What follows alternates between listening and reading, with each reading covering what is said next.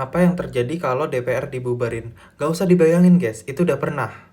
Bapak Insinyur Soekarno sudah pernah ngelakuin itu 65 tahun yang lalu guys. Tetapi kenapa dibubarin bang? Jadi ceritanya, 5 Juli tahun 1959, Bung Karno itu pernah mengeluarkan dekret presiden yang intinya membubarkan konstituante. Dan UUD 1945 itu kembali berlaku. Alasannya sederhana ya, biar Indonesia makin demokratis aja.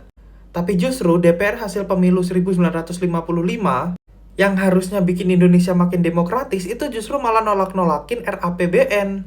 Bagaikan Kepa yang menolak diganti oleh Sari, DPR pada masa itu sudah nggak sejalan tuh sama presiden. Pada 5 Maret 1960, dengan kesadaran penuh dan tanpa pengaruh alkohol, Bapak Insinyur Soekarno itu menandatangani penetapan Presiden nomor 3 tahun 1960.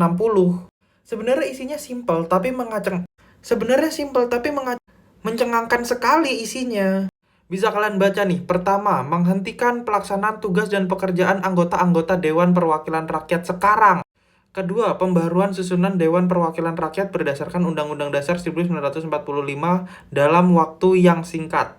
Nah, sebagai gantinya dibentuklah DPR gotong royong. Dan anggotanya ini bukan hasil pemilu, tapi ditunjuk langsung oleh Insinyur Soekarno. Dan waktu itu memang nggak semua orang setuju cuy. Karena di konstitusi itu udah jelas, presiden itu tidak bisa membubarkan DPR harusnya ya kan. Dan sejak saat itu, perpolitikan di Indonesia itu berubah drastis cuy. Yang pengennya demokrasi parlementer itu justru malah menjadi demokrasi terpimpin. Gimana menurut kalian? Kalau kalian ada pertanyaan bisa cek di bio.